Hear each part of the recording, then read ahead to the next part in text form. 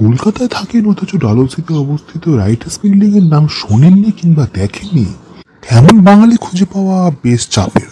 হ্যাঁ, ঠিকই ধরেছেন। আজ আমি রাইটার্স বিল্ডিং এরই একটি অজানা রহস্যের পর্দা উন্মোচন করতে চলেছি। রাইটার্স বিল্ডিং আমরা মোটামুটি সকলে জানি লাল ইটের বাড়ি একটা রাজকীয় ভবন হিসেবে। এছাড়াও রাইটার্স বিল্ডিং একসময় ছিল ইস্ট ইন্ডিয়া কোম্পানির কেরানিদের দপ্তর। পরে অবশ্য এটা হয়ে উঠেছিল অ্যাডমিনিস্ট্রেটিভ বিল্ডিং। কিন্তু খুব কম মানুষই জানেন এই ভবনের পূর্ব দিকের একটি দেওয়ালের পিছনে লুকিয়ে রয়েছে রহস্যময় একটি কক্ষ। একসময় সেখান থেকে শব্দের মাধ্যমে বিদ্রোহ এবং সত্যের জন্ম হতো। হ্যাঁ, আমি যে সময়ের কথা বলছি সেটা হলো 1780 সালের কথা।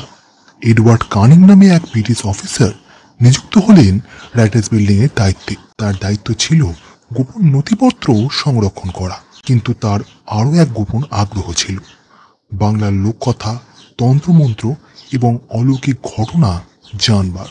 এক রাতে হুগলি নদীর ঘাটে হাঁটতে হাঁটতে তিনি এক বৃদ্ধ পণ্ডিতের মুখে শুনলেন এক রহস্যময় কাহিনী। কি সেই কাহিনী? একটি পুরনো মন্দিরের পাণ্ডুলিপি যা ব্রিটিশরা লুট করে এনেছে, যার মধ্যে ছিল এমন এক কলমের কথা যা মিথ্যে সহ্য করতে পারে না। কানিং সাহেব হেসে উড়িয়ে দিলেন। কিন্তু 3 দিন পর রাইটার্স বিল্ডিং এ তার নামে একটা কাঠের বাক্স এসে পৌঁছল। কিন্তু বাক্সের ওপরে কোনো প্রেরকের নাম ছিল না। শুধু একটা নোটে লেখা ছিল, যে কলম সত্য লেখে সে অমর হয়, যে কলম মিথ্যে লেখে সে ছাই হয়ে যায়। বাক্স খুলে দেখা গেল একটি কালো পালক, একটি কলমের মতোই। কৌতূহলে ক্যানিং তা নিয়ে লিখতে শুরু করলেন। কিন্তু যা লিখতে চাইছিলেন তা নয়। কলম যেন নিজের মতো করে সত্যি লিখে দিচ্ছে। তিনি একটি বিদ্রোহ দমন করতে নির্দেশ লিখছিলেন। কলম লিখল তার নিষ্ঠুর পরিণতি। তিনি অফিসারের প্রশংসা করতে চাইলেন, কিন্তু কলম লিখল তার দুর্নীতির বিবরণ। ভয় পেয়ে গেলেন ক্যানিং। কলমটিকে একটি পাথরের বাক্সে ভরে পূর্ব দিকের ওই গোপন কক্ষে তিনি লুকিয়ে রাখলেন। এরপর কেটে গেছে বেশ কয়েক বছর। 1821 সালের সংস্কারের সময় সেই কক্ষটি ইট দিয়ে বন্ধ করে দেওয়া হয় এবং ইতিহাসের পাতায় হারিয়ে যায় সেই সত্য কলম।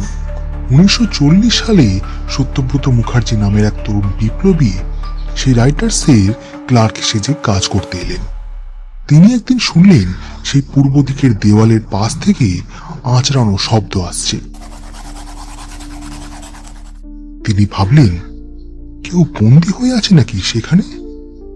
দেওয়ালে তিনি ধাক্কা দিলেন। হঠাৎই ভেসে আসলো এক অলৌকিক আওয়াজ, অনেকটা কবিতার মতো। যে কলম রক্ত চায় সে চলবে আগুনে, যে কলম সত্য লিখে সে বাঁচবে যুগ যুগান্তরে। সত্যব্রত অনেক খোঁজ করলেন, কিন্তু কিছুই পেলেন না। তবে স্বাধীনতার পর তিনি হয়ে ওঠেন এক নীতিবান লেখক, প্রশাসনের সত্য তুলে ধরার এক অজেয় কলম। এবার চলে আসা যাক কাট্টু 2023। এক সংস্কারের কাজের সময় ওই দেওয়ালের পেছনে খুঁজে পাওয়া গেল সেই পাথরের বাক্স, কিন্তু সেটা ফাঁকা।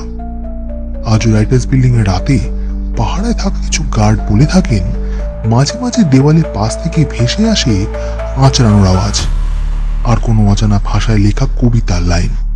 কেউ আবার বলেন সেই কলম কাউকে বেছে নিয়েছে।